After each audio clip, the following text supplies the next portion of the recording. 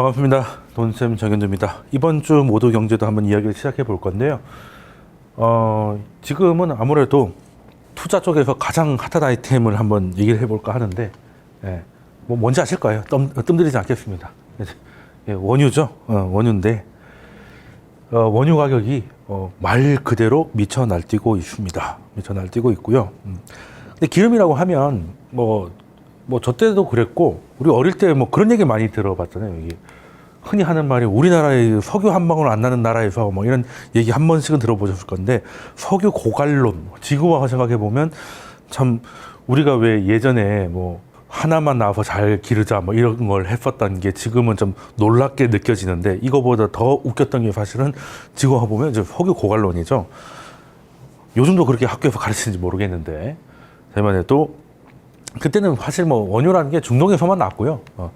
그리고 이제 지금보다 모든 산업이 석유 의존도가 굉장히 높았습니다. 높아서 물론 그때도 약간 가격을 지키기 위한 언론 플레이가 아니었나라는 게 거의 정설이긴 한데, 이게 참 많이 받아들여지긴 했어요.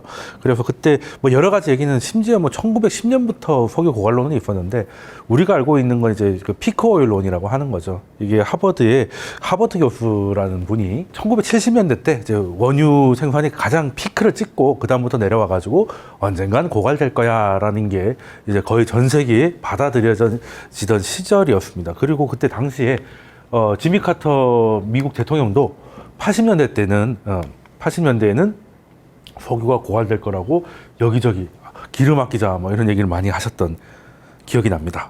기억이 나는데, 사실 지미 카터 대통령 같은 경우는 꽤 유명한 대통령이기도 한데, 사실 모든 업적이 대부분 은퇴하고 퇴임하고 나선 것 같아요. 저 예전에 원유 이야기 하면서 그때도 카터 대통령 얘기를 했었는데, 그때 이제 이란에서 이제 미국인들이 이제 납치되는 그 인질로 잡혔던 사건이 있었는데, 그때 특공대 2번 다 보냈다가 2번 다 실패를 해서 재선을 실패했던 그런 경험도 있다, 말씀을 드렸는데, 어쨌든 지금은 석유 얘기니까 미국의 대통령조차 석유 고갈론을 얘기했었는데, 2012년 뭐 잘 아시겠지만 이제 쉐일 혁명 같은 게 일어나면서 그때 오바마 대통령이 어떤 선언을 하느냐면, 인류가 그러니까 최근에 발견된 쉐일 오일의 양이, 물론 그때보다 지금이 훨씬 더 많아요.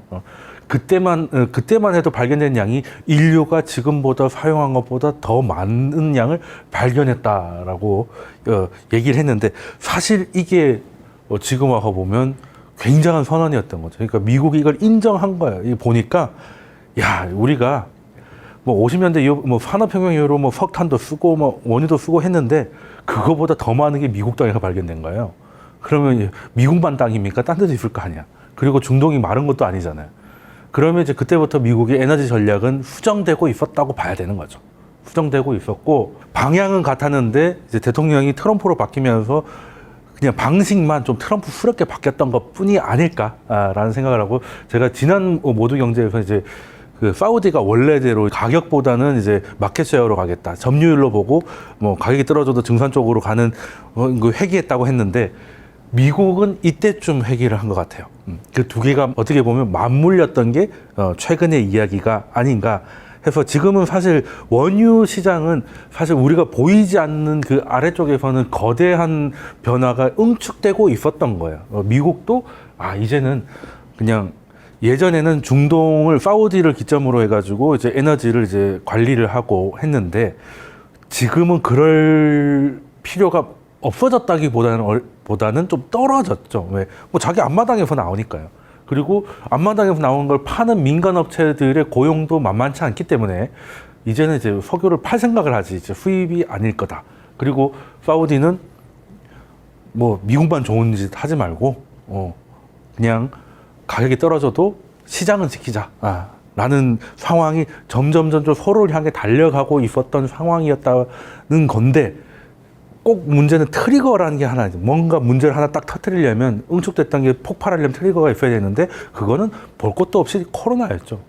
코로나는 방법이 뭡니까? 코로나 확산을 막는 방법은 딱 하나입니다. 집에 있는 거잖아요. 집에 있는 겁니다. 그러면 우리가 뭐 사람 많은데 가지 말자 뭐 이런 게 하는데, 특히 실내에서 많은 사람이 있는 건 위험하다고 하잖아요. 근데 사람과 사람이 가장 오랫동안 가장 옆 사람하고 가까이 앉아 있는 곳이 어디겠습니까? 비행기잖아요. 뭐 여러분들은 다 뭐 퍼스트 클래스나 비즈니스 타시니까 잘 이해를 못 하실 수도 있겠지만 이코노미라는 게 있거든요. 이제 그런 거 보면 이제 다정하게 가는 그런 환경이다 보니 일단 위험하기도 하고 그리고 봉쇄가 되어 있습니다. 지금 예를 들어서 나 그냥 코로나니까 일도 안 되니까 해외여행에 가야지. 갈 해가 있나요?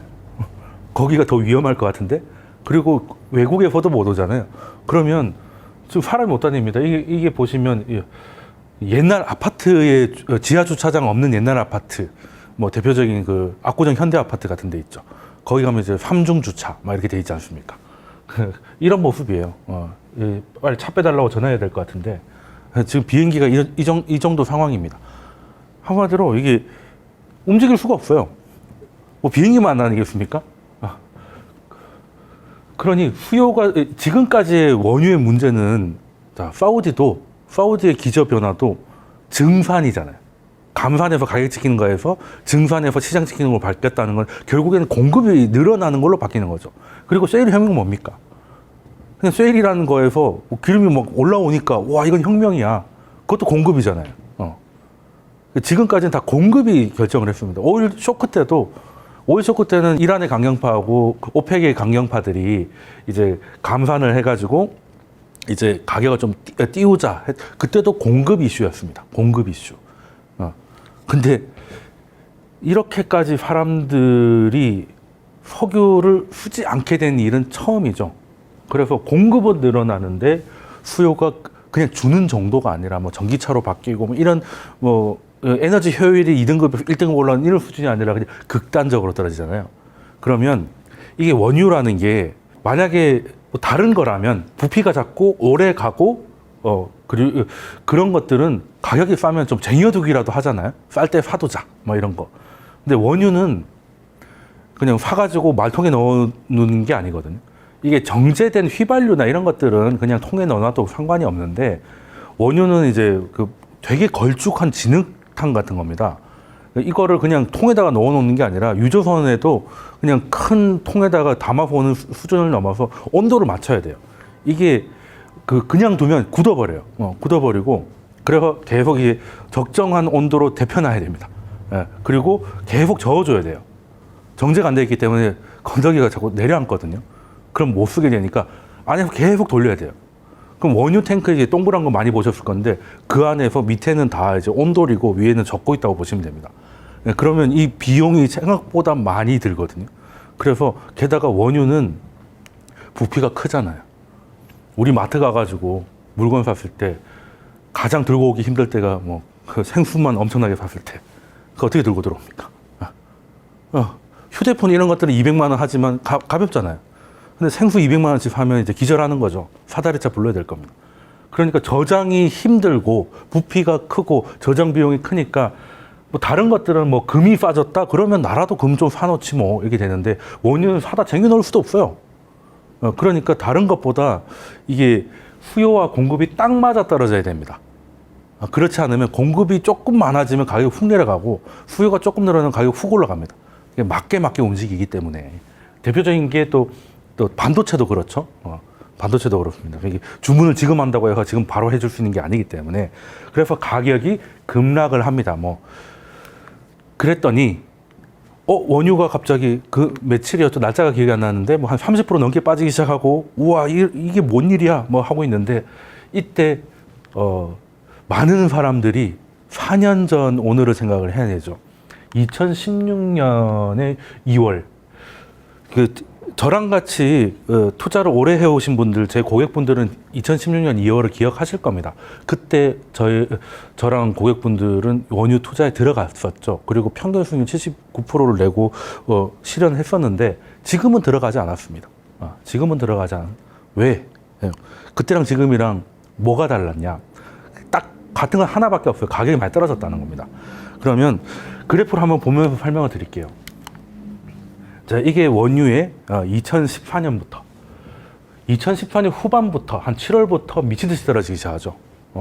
자, 여기에는 세 가지 원인이 있었습니다. 첫 번째, 유로존에서 미국식 양적 완화를 합니다. 자, 미국이 처음에 금융위기가 터져가지고 1차 양적 완화를 하고 2차 양적 완화, 그리고 뭐 오퍼레이션 트위스트, 그리고 나중에 뭐 3.5까지 가면 유동성을 계속 푸는데, 유럽은 독일이 이제 패권을 쥐고 있으니까 독일은 이제 돈 푸는 거 되게 싫어하잖아요. 그래서 미국같이 뭐 저런 게 무슨 중앙은행이야 뭐 버티다가 경기가 너무 나쁘니까 그래서 뭐라고 했습니까? 이제 당시 드라기 총재가 와서 경기를 살릴 수만 있다면 뭐라도 하겠다라고 해서 그렇게 비난을 하던 미국식 양적 완화를 유로존에서 본격 시행을 하는데, 원래 늦게 배운 도둑질에 해 뜨는지 모른다고 더 세게 합니다. 더 세게 해요. 그러면 유로화가 달러의 공급은 늘어나고 있는데 유로화는 공급이 제한적이었다가, 그러면 이제 당연히 유로가 좀 달러 대비 강세였겠죠. 근데 달러는 이제 2013년 5월에 벤 버냉키가 처음으로 경기가 좋아지면 금리를 올릴 수도 있다는 뭐 당연한 얘기인데, 근데 워낙 저금리 상황이 오래됐다 보니까 연준 의장 입에서 금리 인상이라는 말이 나왔다는 것 자체가 굉장히 큰 부담을 느껴서 이제 달러는 이제 강해지겠구나라는 생각을 하고 있었고, 뒤늦게 그 다음 해였던 유럽에서 미국보다 더 열심히 유로화를 찍겠다고 하니 달러가 강해지는 거잖아요. 달러는 가만히 있어도 유로화가 약해지는 거니까. 그러면 달러는 세상 모든 걸 살 수 있습니다. 우리가 나가서 우리나라 GS 칼텍스나 SK 이노베이션이 기름을 사러 갈 때 원화를 들고 갑니까? 아니죠. 다 달러입니다. 그러면 달러가 강해진다는 거는 달러로 살 수 있는 모든 것들이 빠진다는 거잖아요. 그러면 거기에 대표적인 게 원유겠죠.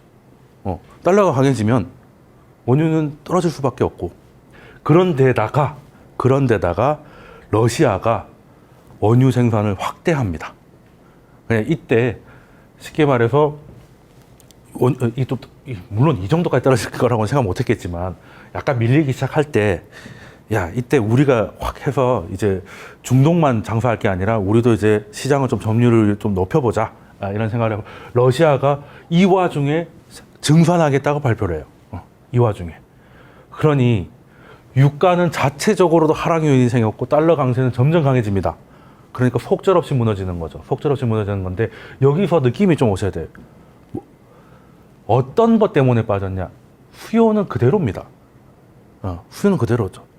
근데 화폐적 요인, 달러 강세라는, 그리고 공급이 늘었잖아요. 러시아의 증산 때문에. 그러면 저희가 뭐 이때쯤만 보더라도 너무 떨어졌으니까 이거 좀 싸야 되는 거 아닌가 하다가 다시 좀, 왜? 이 정도 되니까 수요에 좀 문제가 생기기 시작한 거예요. 왜? 산유국들이 돈이 없잖아. 그래서 이제 수요도 좀 줄어드니까 다시 밀리기 시작했던 거예요. 그런 상황에서 저희는 그냥 한 $30 그 수준에 들어가기 시작했는데, 그때 결론적으로 저점은 $26였습니다. 왜 그랬냐? 이제는 올라가겠지. 이제는 왜? 이때는 수요가 좀 줄긴 했지만 공급이 문제고 달러 강세가 진정만 되면 되는 거였기 때문에, 이거는 어차피 인간이 결정할 수 있는 인간이 그 이해 당사자들이 결정을 해서 감산을 합의한다거나 하면 할 수 있는 문제였어요. 근데 여기에 빠졌던 건, 기억하실 분들은 사실 제 고객들은 기억하실 건데, 사우디에서 이란 종교 지도자를 참수합니다. 그래서 당시에 이란하고 사우디하고 드디어 전쟁하는구나. 근데 원래 중동에 전쟁 나면 유가가 올라가야 되잖아요. 오늘 지금 트럼프가 이란을 혼내주겠다라고 이제 트윗을 했더니 기름값이 올랐잖아요. 근데 이때는 더 떨어졌던 이유가, 산유국과 싸우면 돈이 필요할 텐데 주유소 사장들끼리 싸우는 거예요. 돈이 필요하다. 그럼 기름을 싸게 파는 것밖에 없겠지. 그죠? 그래서 증산이 더 될 거라고 해서 빠졌다가 이 정도 되니까 다들 소위 말해 두 손 두 발 다 들고 이제 감산 합의가 이루어지니까 그때부터 올라가기 했던 건데, 이때는 왜? 수요 통제는 쉽지 않거든요. 수요 통제는 쉽지 않습니다. 근데 공급이나 이런 것들은 감산 합의가 이루어지고 그게 지켜지거나, 아니면 달러 강세가 이제 제한되거나 혹은 약세로 가면 비정상적인 가격이 정상으로 좀 회복할 수 있는 게 있기 때문에 그것들은 해볼만 하다. 이럴 때는 뭐 사실 요즘 얘기가 많은 원유선유 레버리지도 짧게 가져갈 만 하죠. 그래서 그때는 그렇게 진입을 했었는데 지금은 얘기가 다릅니다. 지금 이제 굉장히 슬픈데요. 지금 13.94 제가 캡처할 때만 하더라도 이거 근데 떨어진 거에서 20% 오른 겁니다. 이게 트럼프가 도와줘가지고 원래는 여기까지 내려갔었다가 최저점은 6달러까지도 찍었었죠. 물론 마이너스 찍은 건 어제 5월물이었고 그래서 이때는 제가 뭘 봤냐고 하면 미국 달러 강세인데 그러면 달러가 어땠는데 똑같은 시기에 달러의 모습을 보여드리면 이때 달러가 80선이었거든요. 달러 인덱스라고 달러의 가치를 설명하는 건데 이게 100까지 수직 상승합니다. 쉽게 말해서 달러가 10몇 프로가 그냥 올라가 버리는 거예요. 그때 이제 이 원인은 유로화는 거짓말같이 이렇게 돼 있거든요. 유로화가 빠지니까 달러는 그냥 뭐 기름이 있는 데다 물봉하고 똑같이 그냥 올라가 버렸죠. 그래서 이 부담을 유가가 견디지를 못했던 겁니다.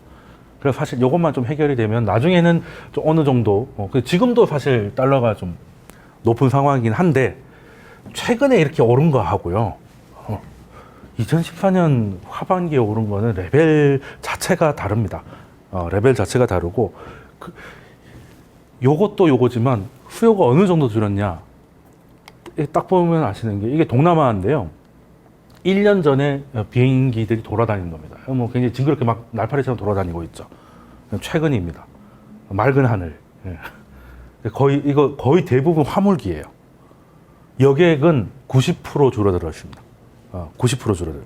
자, 그러면 2016년 하반기 때는 달러 강세 그리고 증산 그리고 이제 뭐 극단적인 거는 이제 사우디와 이란의 대립 때문에 거기까지 가서 소위 말하는 이제 줍줍이 좀 가능한 그림이었다면 지금도 물론 뭐 10몇 달러의 가격이 계속 가진 않겠지만 뭐 다시 뭐 7, 80으로 올라갈 수 있을까?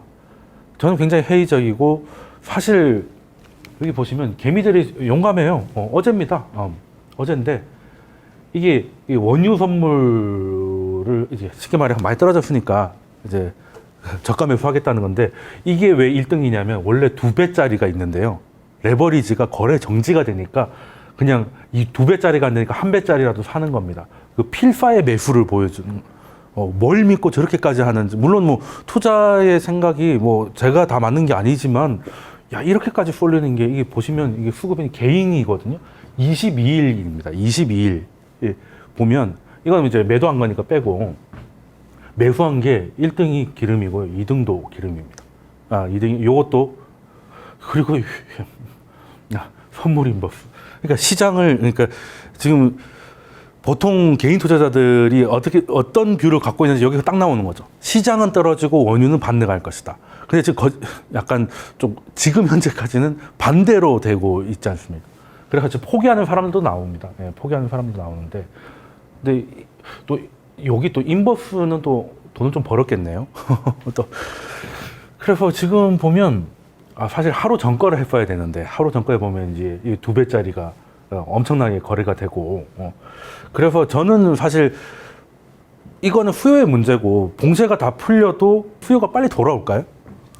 쉽지 않을 것 같은데 물론 뭐 다른 산업에서 수면은 되긴 하겠습니다만 이게 뭐 그래서 전반적인 거시적인 흐름이 일단은 이제 고유가를 가기가 힘든 상황이고 지난 모두 경제에서도 브릭스 시절에 그 개발에 들어갔던 게 지금 막 효율이 올라오고 있거든요. 불행하게 지금 막 기름들이 다 뿜어져 나오고 있는 상태고 적어도 2025년, 2027년까지는 이 효율이 유지될 것 같단 말이죠. 그런데 아무리 과대 낙폭이라 하더라도 이런 식으로 들어간다. 그리고 이게 만약에 나스닥이라든지 S&P라든지 지수물이면 괜찮아요. 지수물이면 안 되면 버티면 되죠. 버티면 되는데 원유는 실물 자산이거든요. 실물 자산에 투자한다는 거는 예전에는 왜 우리가 실물 자산 뭐 금에 투자하자 이러면은 진짜 뭐 종로에 가서 금을 사야 되나 뭐 이런 생각을 했는데 이제 그게 아니라 실물 자산은 ETF나 ETN이라는 걸 통해 가지고 우리도 소액이라도 쉽게 투자를 할 수 있는 게 상품이 나왔어요. 그게 이제 ETF고 F는 펀드죠. N은 노트인데 어쨌든 뭐 둘은 똑같다고 보시면 됩니다. 그냥 자산운용사가 운영하면 ETF고 증권사가 운영하면 ETN인데 그냥 용어의 차이지. 그냥 그래서 이걸 ETP라고 해서 그냥 묶어서 말하기도 하는데요. 근데 이런 거를 할 때 중요하게 생각하는 게 사람들이 저도 전화를 좀 많이 받았어요. 그러니까 그저께나 이럴 때 마이너스 막 찍고 했을 때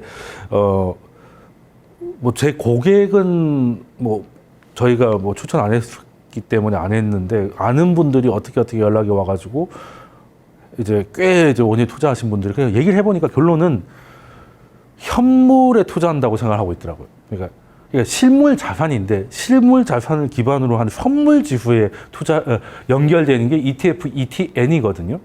그러면 자 선물이라는 게 뭡니까? 미리 산다는 거잖아. 미리 산다는 거. 그래서 뉴스에서 한 번씩 보면 6월 인도분, 7월 인도분 뭐 이런 얘기를 들어보셨을 거예요. 그래서 매달 만기가 있습니다. 5월 인도분, 6월 인도분 이렇게 되면 근데 내가 선물을 샀는데 청산을 안 하고 만기가 넘어가면 원래대로는 이제 말통 들고 사우디로 가야 되는 거죠. 왜? 실물에 투자한 거니까. 그래서 정유사들은 진짜 그렇게 삽니다. 근데 우리는 거기서 거래 차익을 내려고 하는 거지 기름을 사려고 하는 게 아니잖아요. 그러면 만기가 돌아왔으면 5월 만기가 돌아왔으면 이제 5월 만기를 청산하고 투자를 계속 할 것 같으면 이제 6월물로 바꿔야 되잖아요. 이제 그게 이제 롤오버라는 게 있고 롤오버라는 게 어떤 거냐면 그러니까 말 그대로 이제 롤링 한다는 겁니다. 이거 5월물이 끝나고 6월물로 넘어가는데 이게 그러면 5월물 가격이 따로 있고 6월물 가격이 따로 있고 7월물 가격이 따로 있는 거잖아요. 근데 보통 S&P 500이나 뭐 다우나 이런 지수 선물들은 보관에 비용이 들지 않죠. 우리가 삼성전자 주식을 100조 갖고 있다고 하다가 그걸 이제 뭐 200조로 늘렸다. 근데 창고가 뭐 창고 비용이 든다, 뭐 보관 비용이 든다 이런 거 없잖아요. 거래 수수료만 드는 겁니다.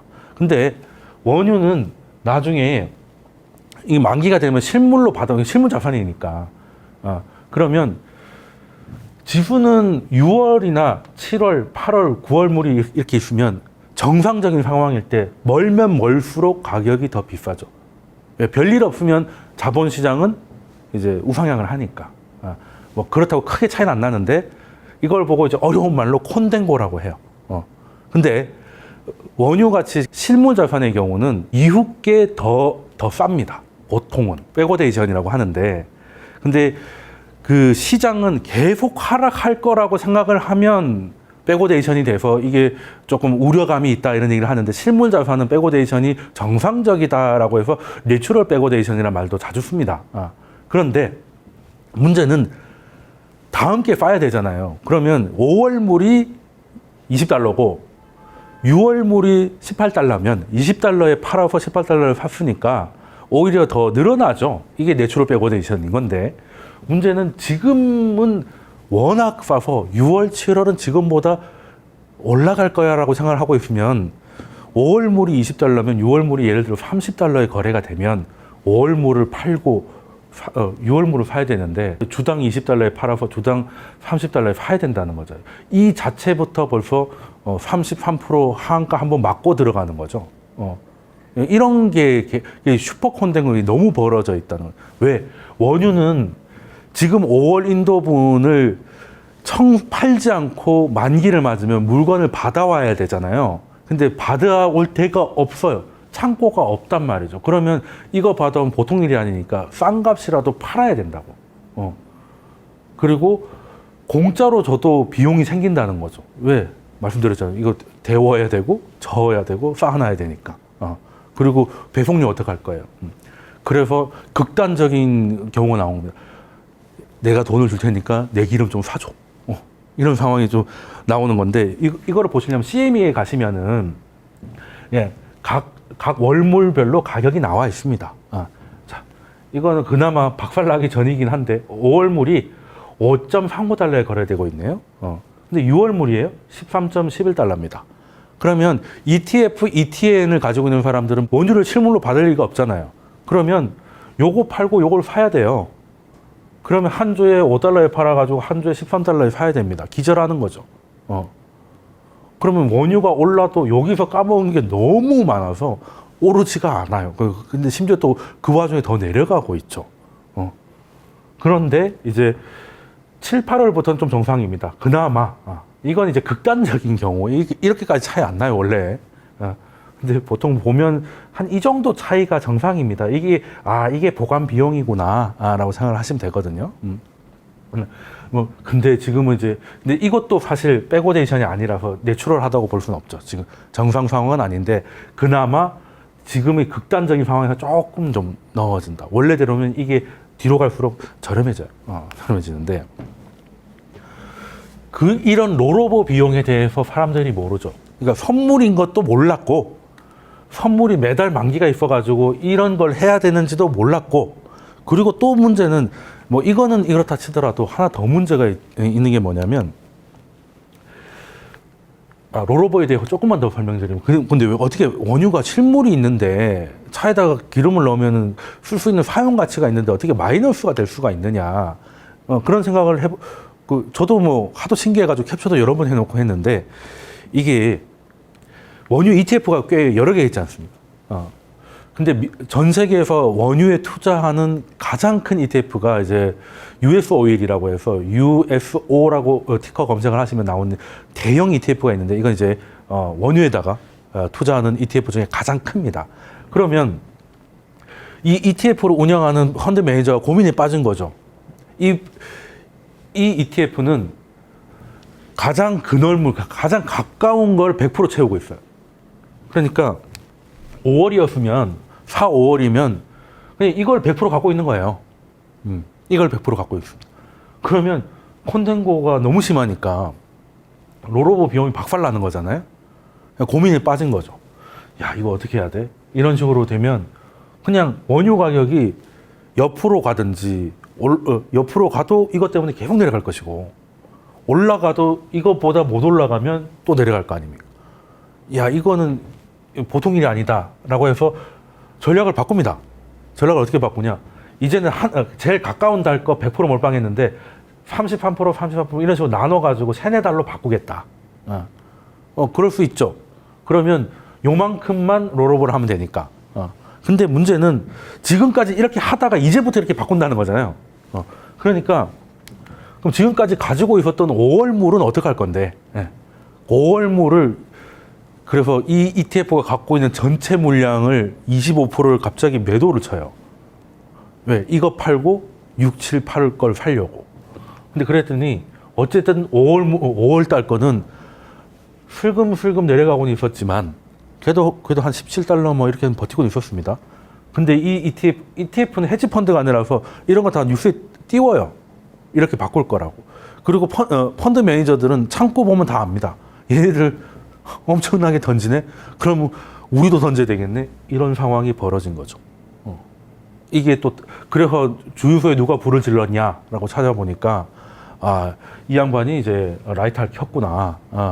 물론 여기가 다는 아니지만 여기서도 어쩔 수 없는 판단을 한 건데 결과적으로는 이런 일이 벌어졌다는 겁니다. 그러니 지금 5월 달 거는 지금 아무도 사겠다는 사람이 없어요. 사도 갖다 놓을 데가 없으니까. 그러니까 서로 떠밀기 바쁘다 보니 이제 가격이 떨어지는 거 고사하고 사주면 사은품 드려요. 근데 그게 현금이었던 거지. 이런 상황이 생겨서 지금 6월물도 한 20달러 정도 거래되고 있다가 이것도 좀 위태위태하죠. 좀 11달러, 14달러 왔다 갔다 하면서 좀 힘들어진 상황인데 요즘에 원유 시장이 얼마나 위험하냐면요. 주식을 위험자산이라고 하잖아요. 주식은 위험하니까 위험자산이라 하겠지. 근데 그 위험이 뭐냐? 변동성입니다. 많이 오를 수도 있고 많이 내릴 수도 있다는 게 이제 위험인 건데 그래서 이 변동성을 가지고 변동성이 얼마나 되느냐. 이걸 이제 뭐 빅스지수 이런 거 들어보셨을 거예요. 근데 원유도 그런 게 있습니다. 그걸 제가 좀 길게 좀 가져와 봤는데 예전에 금융위기 때 147불에서 30달러 떨어질 때 변동성이 요 정도였습니다. 요 정도였어요. 근데 최근 변동성, 요때 높아봐야, 요 보시면은 뭐 한 100 될까 말까였거든요. 근데 최근 그저께가 500을 넘겼습니다. 한마디로 이제 거의 미쳤다는 거죠. 이게 변동성이 이 정도라는 겁니다. 그러니까 뭐 한때 비트코인 저리 가라. 근데 여기다가 기미 투자자들이 ETF를 주로 뭘로 했냐면 레버리지를 했죠. 그러니까 이 정도 움직이는 거를 곱하기 2이 되는 거예요. 그러니까 이제 뭐 어떻게 뭐 대책이 없는, 그러니까 이거는 아무리 오를 것 같아도 이 정도 변동성에서는 안 하는 게 맞거든요. 어떻게 될지 어떻게 알고. 그리고 또 팁으로 말씀드리면 레버리지라는 게 하루 단위예요. 하루 단위. 그러니까 일주일 동안 10% 올랐으니까 난 20% 올랐겠지, 이게 아니라 하루에 올랐다는 거는 하루에 2% 올리면 4% 올렸다가 그 다음날 또 2% 빠지면 또 4% 빠졌다가 이런 식으로. 그러니까 이 변동성이 곱하기 2가 된다는 거죠. 그럼 그만큼 이제 뭐 아시다시피 이게 흔들어서 가면 레버리지는 불리하거든요. 그런 상황이다 보니 문제는 뭐가 되냐면 이 변동성을 ETF, ETN이 따라갈 수가 없잖아요. 근데 사람들은 계속 삽니다. 거래는 엄청나게 일어나고, 그러면 원래는 ETF, ETN은 하루 단위로 이제 기초 자산하고 맞춰야 되거든요. 근데 맞아지지 않는 거예요. 너무 과열되어 있으니까. 이거는 뭐 이거를 맞추는 건 이제 LP들의 역할이다 하는데, 뭐 그래서 LP들을 비난하시는 분도 계신데, 물론 뭐 LP들 잘했다고 할 수 없지만 LP들도 할 수 있는 게 정해져 있어요. 근데 그 수준을 넘어가서 개미들이 LP들한테 돈을 떠먹이고 앉아 있으니 뭐 이거는 비난하기도 좀 애매한 문제다. 그래서 여러분들이 이제 원유가 많이 떨어졌으니까 그때 뭐 2016년에 뭐 26불까지 갔다가 나중에 다 올라왔으니까 이때 와 이게 V자 반등이 나올 거고 기회가 되니까 그냥 1배짜리 말고 2배짜리를 들어가 뭐 이런 거 판단하는 건 좋다 이거예요. 그러면 앞으로도 어떤 일이 생길지 모르니까 판단하는 것까지는 좋은데, 이거는 좀 알고 가시자는 거죠. 그래서 뭘 봐야 되느냐? 아니 우리가 주식 투자할 때 기업이 일단 뭐 하는 회사인지는 보고 재무제표 간단한 거라도 좀 보자, 이런 얘기 많이 하잖아요. 그럼 ETF, ETN은 얘가 원유에 투자하니까 원유니까 원유에 투자하겠지 뭐. 그래서 원유 가격만 볼 게 아니라 원유 가격을 얘가 제대로 좀 따라가고 있는지를 봐야 되거든요. 보통은 잘 따라갑니다. 보통은 잘 따라가는데 지금같이 변동성이 크고 거래량이 엄청날 때는 하루 거래량이 4대 ETF가 1조가 넘어간다고 하잖아요. 한때 우리나라 되게 주식시장이 침체됐을 때는 하루 전체 거래량이 뭐 2조 몇천억일 때도 많은데 그 정도로 거래가 많았다는 거예요. 그래서 저는 언제부터 사람들이 이렇게 원유에 관심이 많았는가 싶었는데, 그래서 그러면 뭘 봐야 되느냐?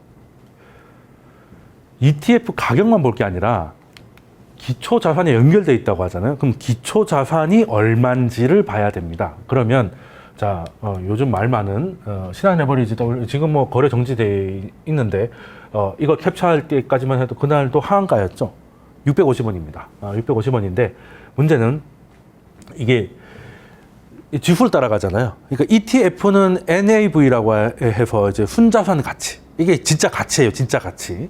그리고 ETN의 경우는 IB 혹은 IIV, 지표 가치라고 합니다. 그건 똑같은 말이에요. 그냥 아시면 되는데, 검색해가지고 이게 종목 정보에 보시면 여기 보면 이제 여기 기초 NAV 혹은 IV가 있는데 이게 63원 22전이에요. 쉽게 말해서 63원짜리가 650원이라는 거예요. 이게 무슨 말입니까? 10배 비싸게 산다는 뜻이죠. 원래 63원짜리라니까 이게. 63원짜리를 650원에 샀으니 유가가 100배, 10대 뛰면 나는 본전이라는 얘기야. 이거 이해되시나요? 그러니까 안 맞는 거예요, 이게. 그래서 이거 대비해서 500% 이상 괴리율이 벌어져 있다. 이게 지금 괴리치가 나와 있잖아요. 586점. 이거는 저도 저 주식에 손댄 지 한 20년 된 것 같은데 이거 처음 보는 가격이거든요. 지금 ETN이 650원에 거래되고 있으니까 이거의 시가총액이 1,904억이에요. 근데 실질 가치가 지표 가치가 63원이니까 29억 주가 발행됐거든요. 실질 가치는 계산해보면 183억이에요. 한마디로 183억짜리가 1,900억에 거래되고 있다는 겁니다. 10배 넘게. 얘는 그래서 원유가 이 상태에서 그대로 더 이상 하라지 않고 그대로 있어도 10분의 1 딱 난다는 겁니다. 그래서 지금 신한뿐만 아니라 레버리지 그 주요해서 4개가 있는데 이게 4,350억 정도 된다고 해요. 시가총액이. 근데 계산해 보니까 150억 될까 말까입니다. 한마디로 4,300억 중에서 4,000억이 날아가게 생겼다는 거예요. 그러니까 아니 그래도 버티면 되는 거 아니야? 존버는 진리라고 하던데 라고 저한테 많이 물어보시던데, 이게 650원이잖아요. 그러면 이게 내일 원유가 100% 올랐어. 그러면 63원이 100% 오르면 130원이잖아. 그래도 차이가 엄청난 겁니다.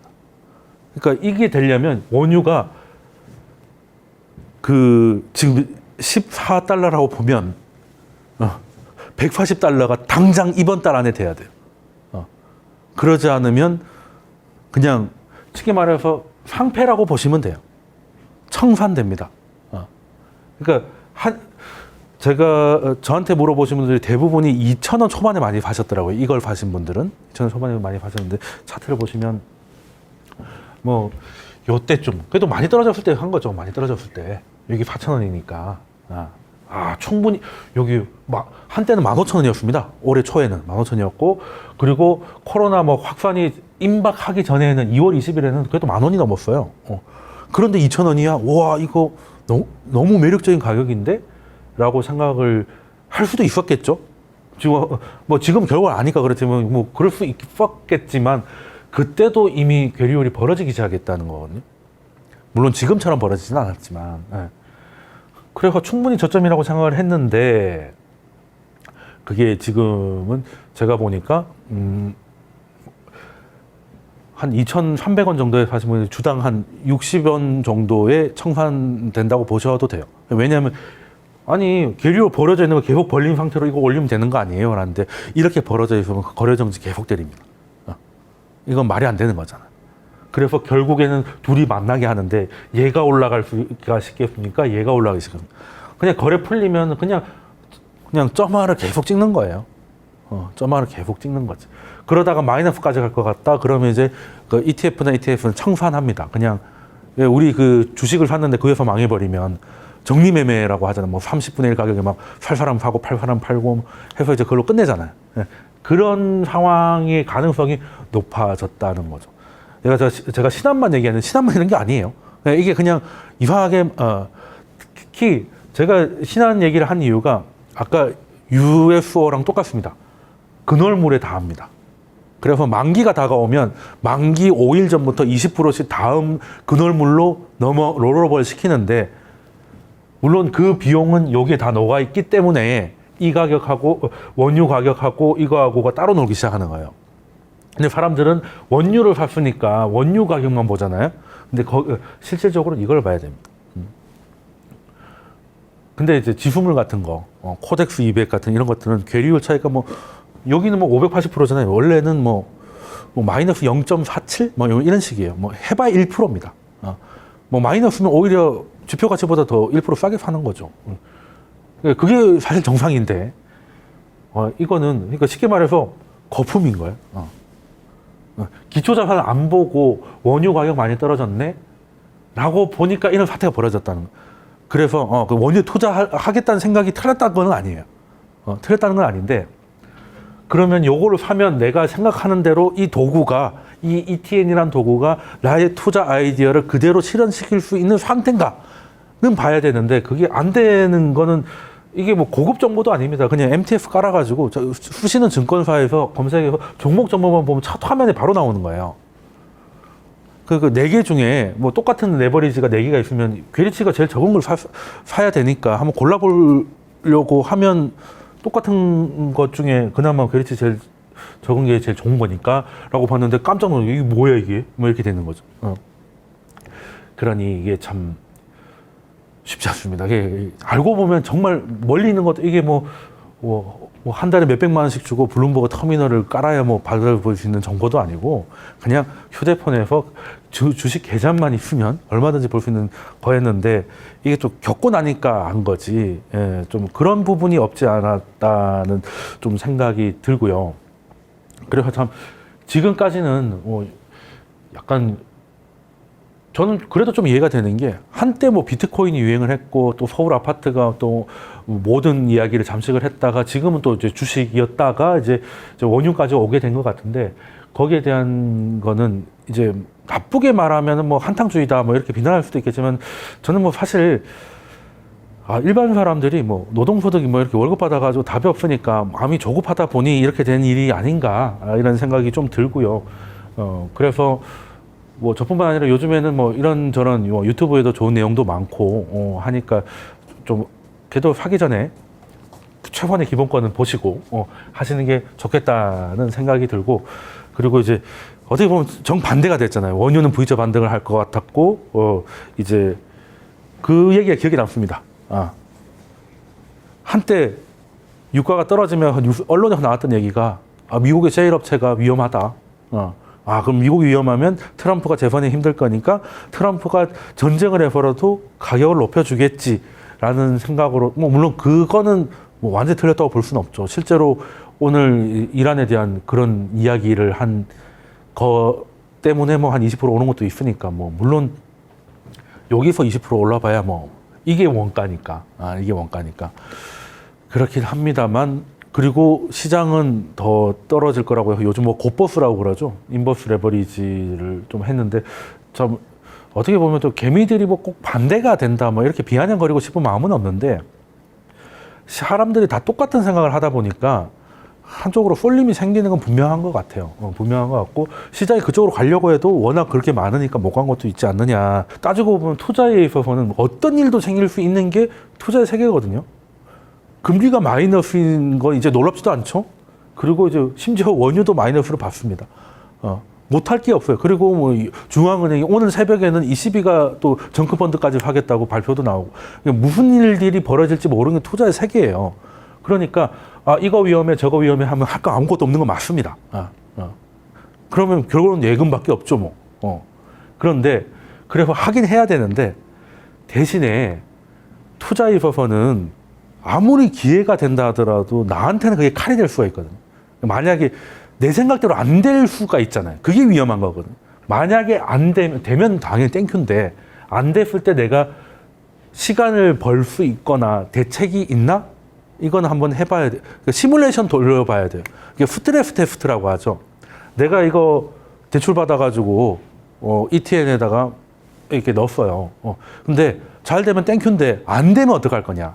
적어도 원유가 생각보다 안 돌아오면 내가 얼마를 버틸 수 있지. 이런 계산을 한번 두드려 봐야 1,000만 원 넣을 거 300만 한다든지, 1억 넣을 거 2천만 한다든지, 아니면 현금 비중이 내가 어느 정도 있으니까 내가 그래도 유가가 한 10몇 불까지 내려갈 때까지는 버틸 수 있어. 이런 최소한의 그 자기 체력 검사를 한 다음에 들어가는 게 맞지. 그게 아니라 그냥 기회다 해서 그냥 마음은 급하고 돈은 없으니까 뭐 여기저기 땡겨가지고 하다 보면 마음이 너무 더 급해지거든요. 내 돈 아니니까. 그러면 남들을 끝끝내 웃을지 몰라도 나한테 그게 칼이 될 수 있기 때문에, 그래서 투자를 할 때는 어떠한 일도 일어날 수 있음을 상정하고 한번 시뮬레이션을 돌려보는 습관은 꼭 필요하다는 말씀드리고, 이제 사실 워렌 버핏이 얘기하는 게 꼭 그거예요. 어떤 투자를 했을 때 워렌 버핏 현금 비중이 좀 많은 편이거든요. 왜냐하면 어떠한 일이 최악의 상황이 터졌을 때 어떻게 할 건지를 봤을 때 그 정도의 보증금을 갖고 있다는 뜻이거든요. 물론 뭐 돈이 많으니까 그렇겠지라고 할 수는 있겠습니다만, 그 정도까지는 아니라 하더라도 최소한의 플랜 B 정도는 가지고 투자를 해보시라는 게. 그래서 저는 위험하니까 그런 거 손대면 뭐 주식하면 결국 한강에서 출발해서 한강 아니냐, 뭐 인생은 한강뷰 아니면 한강물이다, 뭐 이런 뭐 그런 식으로 하는 기보다는, 그래도 우리가 뭐 개인이고 소액이긴 하지만 그래도 기관 투자자들이 하는 거 우리도 할 수 있잖아요. 플랜 B를 한번 생각해보는 습관을 가져가는 게 그게 투자인 거죠. 그래서 그런 습관을 키워보시기를 말씀드리고, 여러 가지 기회들은 앞으로도 있을 겁니다. 그런 것들에 대해서는 제가 모두경제를 통해서 계속 말씀을 드릴 거고, 더 자세한 얘기들은 또 제 유튜브 본생 검색하면 금방 찾으실 수가 있으니까요. 거기서 또 얘기를 좀 들어보시면 좋을 것 같습니다. 오늘 모두경제 여기까지 하겠습니다. 감사하겠습니다.